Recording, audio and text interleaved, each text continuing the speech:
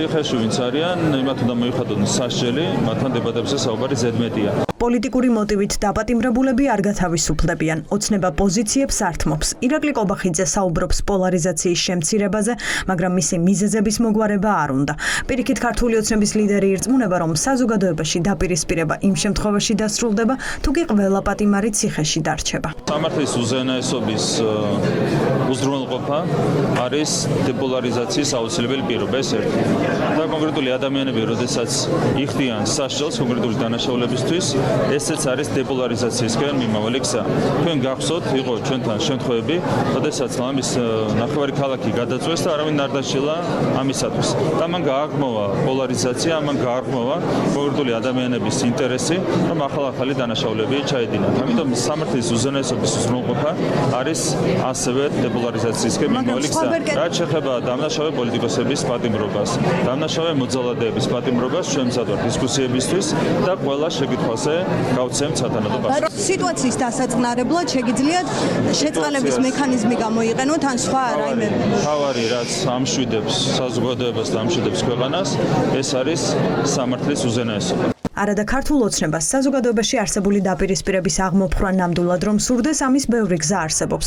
უკვე 1 წელზე მეტია მოქალაქეები სინდისის პატიმრების გათავისუფლებას ითხოვენ.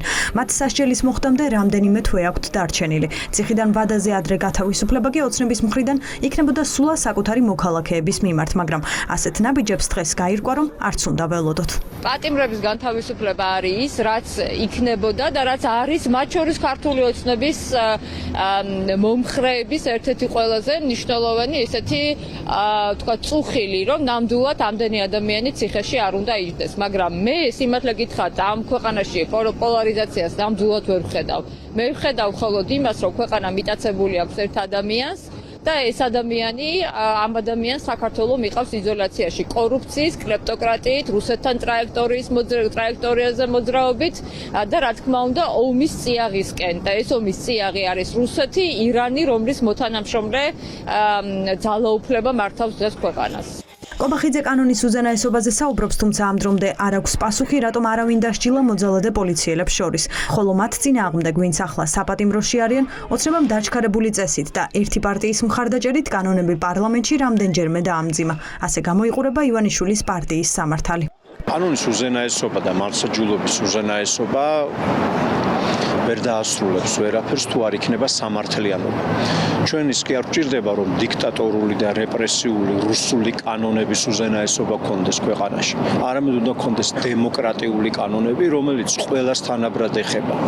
ყველას თანაბრად, მათ შორის მოძალადე პოლიციელებს, რომლებიც სასიკვდილოდ სცემდნენ ადამიანებს ქუჩაში და მათ შორის კორუმპირებულ ჩინოვნიკებს და იმ პარლამენტარებს და პოლიტიკოსებს, რომლებიც ამ კორუფციას ხელს აფარებდნენ ამდენი ხანი და თურმე ეხლა აღმოაჩინეს. აი ეს იქნება ნამდვილი დემოკრატიული და სამართლიანი კანონის უზენაესობა. და სწორედ ამისთვის ვიბრძვით ჩვენ და სწორედ ეს დაასრულებს პოლარიზაციას. კობახიძის და ივანიშვილის პარტიის გაგება პოლარიზაციის დასრულების არის არა მისი სამართლიანი და დემოკრატიული დასრულება და გადაწყვეტა და ამ ქვეყნის თანხმობის გზაზე გაყვანა. არამედ უბრალოდ იმ ადამიანების გაჩუმება და განადგურება, რომლებიც მათ არ ეთანხმებიან. მაგრამ ეს რო ვერ მოახერხეს, ეს ნათელია მათთვისაც რა. რაში სჭირდება ქართულ ოცნებას პატიმრები ციხეში? არსებობს მოსაზრება, რომ ივანიშვილის გუნდი ქვეყანაში პოლიტიკურ კრიზისს განზრახ აღრმავებს. ასე საკუთარი თავის გადასარჩენად პარტნიორებთან სავაჭრო თემაც ბევრი ექნება.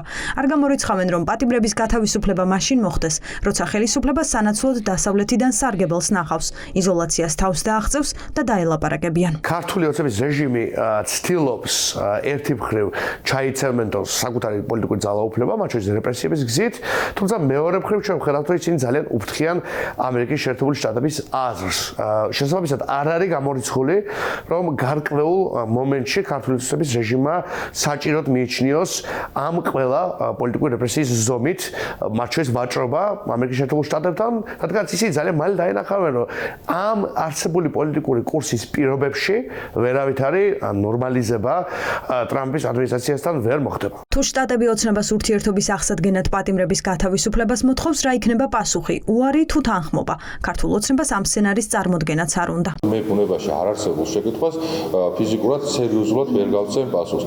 ამავდროულად ჩვენთვის წარმოუდგენელია, რომ კანონის უზენაესობას, როდესაც კანონის უზენაესობა უმნიშვნელოვანესია ამერიკის შეერთებული შტატებისთვის, ჩვენ მოგთხოვთ, რომ პოლიტიკურად რამენერად ჩავერიოთ დამოუკიდებელი სასამართლოს და დამოუკიდებელი ორგანოების საგამოძიებო ორგანოების საქმიანობაში. ფაქტი ერთია, რომ ოცნების განცხადებები და ქმედებები ისევ ერთმანეთს ცდება. საუბრობენ დეპოლარიზაციაზე, უნდათ დებატები, მაგრამ ფაქტობრივად მთელი პოლიტიკური კლასი ბრალდებულია.